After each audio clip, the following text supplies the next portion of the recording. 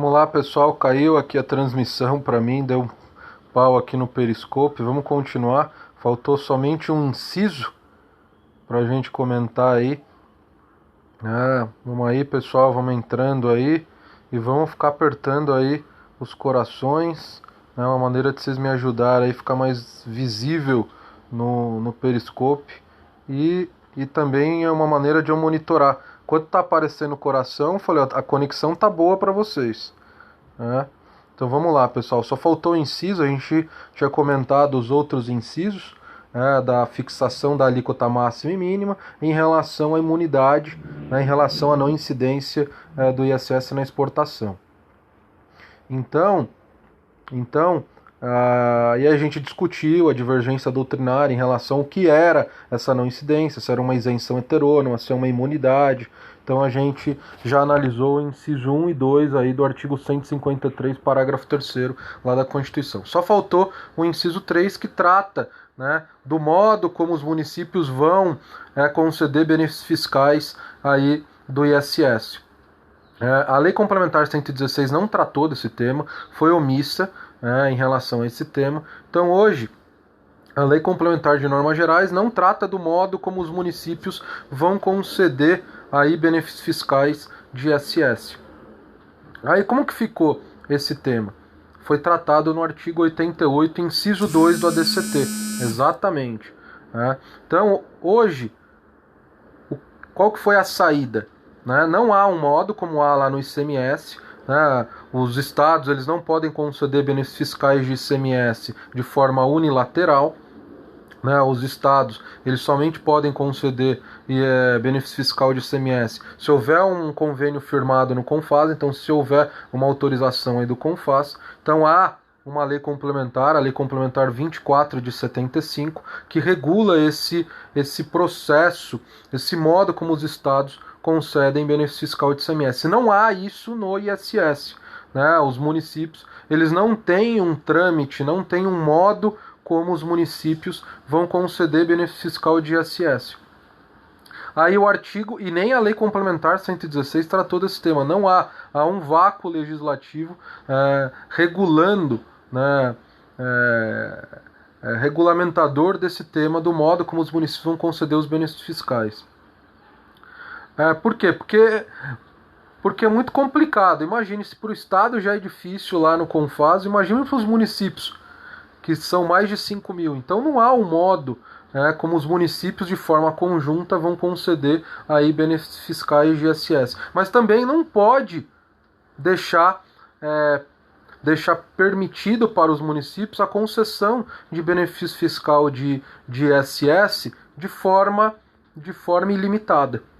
E aí veio o artigo 88, inciso 2 do ADCT, e falando o seguinte: é proibido os municípios conceder isenção, benefício fiscal de ISS com alíquota efetiva menor do que 2%. Por quê? Porque não adianta nada eu colocar uma alíquota mínima de ISS em 2% e permitir os municípios a conceder benefício fiscal. Eu ia tornar uma letra morta o inciso 1º do artigo 88 do ADCT. Imagine, o município falou: eu coloco aqui todas as minhas alíquotas até 2%, mas concedo um monte de isenção.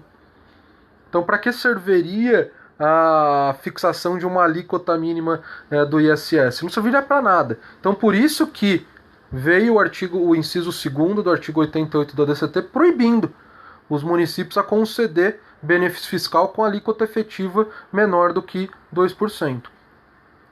Muitos alunos confundem e acham que os municípios não podem conceder benefício fiscal de ISS. Pode, desde que a alíquota efetiva seja maior ou igual a 2%. Então o município ele pode conceder uma isenção parcial de 60% quando o serviço é tributado pela alíquota de 5%. Então imagine um serviço de consultoria no município de Goiânia que é tributado pela alíquota de 5%, e aí o município de Goiânia vai lá e concede uma isenção de 60%. Pode? Pode. Porque uma isenção parcial de 60%, um desconto de 60%, vai transformar essa alíquota de 5% em uma alíquota efetiva de 2%. É totalmente inconstitucional essa alíquota de 1% lá em Niterói, porque fere o artigo 88, inciso 1, que a alíquota mínima é 2%. Acho que é serviço de transporte público de passageiros, né? Transporte público coletivo de passageiros, o município de Niterói institui, fixa uma alíquota de 1%. Então, pessoal, não é que é proibido os municípios conceder benefício fiscal. Ele é proibido conceder benefício fiscal com alíquota efetiva menor do que 2%. Essa que é a proibição, mas pode conceder uma isenção parcial de 60% quando o serviço é tributado com alíquota de 5%, pode conceder uma isenção de até 50% quando eu tenho uma alíquota de 4%, e assim vai. Eu tenho que fazer o cálculo e verificar que a alíquota efetiva é maior ou igual a 2%. Se for, por exemplo, um serviço que é tributado com alíquota de 3%, e eu dou uma isenção de 50%. Pode isso? Pode. Caiu até numa questão de direito tributário para juiz do TJ Piauí. Uma lei que fixava a alíquota de um serviço em 3% e dava também um desconto de 50%. Isso pode? Não. Porque se a alíquota é de 3% e você dá um desconto de 50%, a alíquota efetiva vai para 1,5%. E é uma alíquota menor do que 2%, aí eu não posso, esse benefício fiscal seria inconstitucional. Quero dizer, teoricamente não, porque vários municípios deitam e enrolam com os benefícios fiscais. É uma maneira de atrair as empresas para o seu território, a famosa guerra fiscal. A guerra fiscal existe tanto no âmbito do ICMS quanto no âmbito do ISS. Eu até falo, é mais forte ainda no âmbito do ISS. Ok? Então, pessoal, é um tema reservado à lei complementar, mas a lei complementar 116 não tratou dessa forma, desse modo que os municípios iriam conceder benefício fiscal. Agora sim, o Lindon tratou de uma questão que eu ia entrar, na exceção. Na exceção. Como o serviço de construção civil, há uma exceção, podem ter alíquotas menores que 2%, é lógico que os municípios poderiam conceder benefício fiscal com alíquota efetiva menor do que 2% para o serviço de construção civil. Então, há uma exceção nos dois casos, teria que haver essa coerência lógica. Porque eu posso fixar uma alíquota menor do que 2% para o serviço de construção civil, eu não poderia conceder um benefício fiscal para uma empresa de construção civil?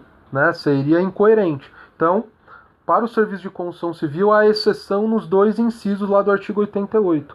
Pode ter alíquota menor do que 2% e pode também ter benefício fiscal com alíquotas efetivas menores do que 2%.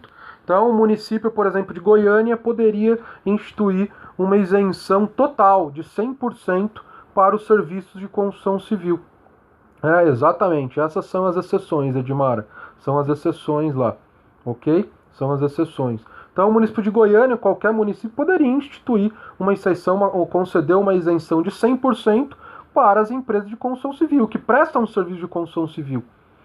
Por quê? Porque é exceção. Nesse caso, eu posso ter um benefício fiscal com alíquota efetiva menor do que 2%. Já o município, por exemplo, de Salvador, vai conceder uma isenção de 100%, uma isenção total, uma típica isenção, para empresas que prestam serviço de consultoria. Pode? Não pode.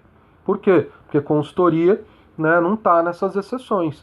Então, só pode conceder benefício fiscal para esse serviço de consultoria e qualquer outro que não se enquadra nessas exceções.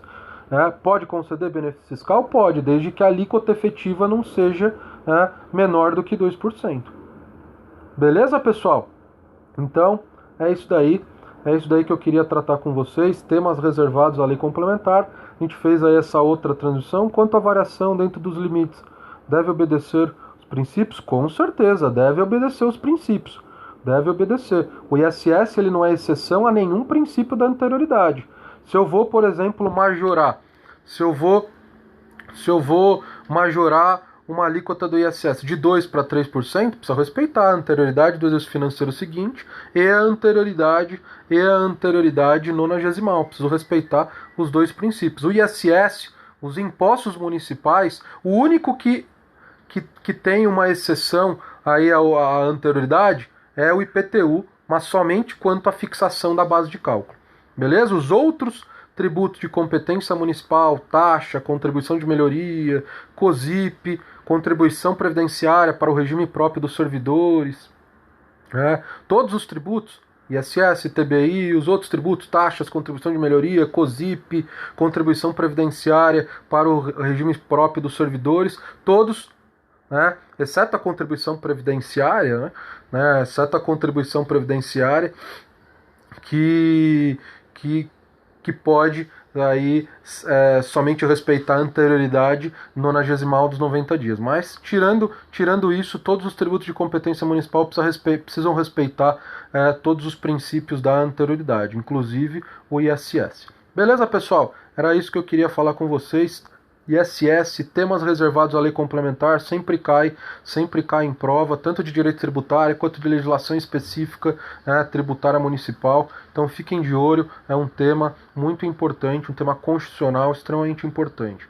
Então vamos ficar por aqui, espero que vocês tenham gostado aí da transmissão de hoje.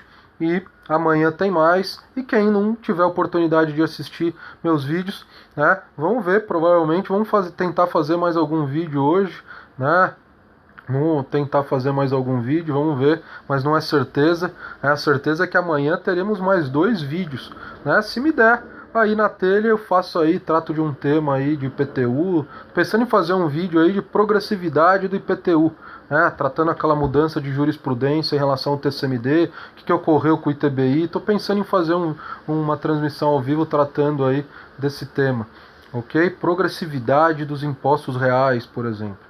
O que vocês acham? Progressividade das alíquotas no caso de impostos reais, jurisprudência do STF, o que mudou? É um tema aí que eu estou pensando em fazer, vamos ver. Se dá, eu faço ainda hoje, se não, é um tema que eu trato amanhã na transmissão aí de legislação tributária municipal. Então, até mais. Quem não for me assistir aí, tá a virada do ano. Bom ano novo, boas festas, mas nunca esqueça de dar uma estudadinha, ok? Sempre é bom estudar. Emenda Constitucional 87, eu gravei ontem. E tem um vídeo no YouTube, no canal do Setor EAD, sobre as alterações à Emenda Constitucional 87.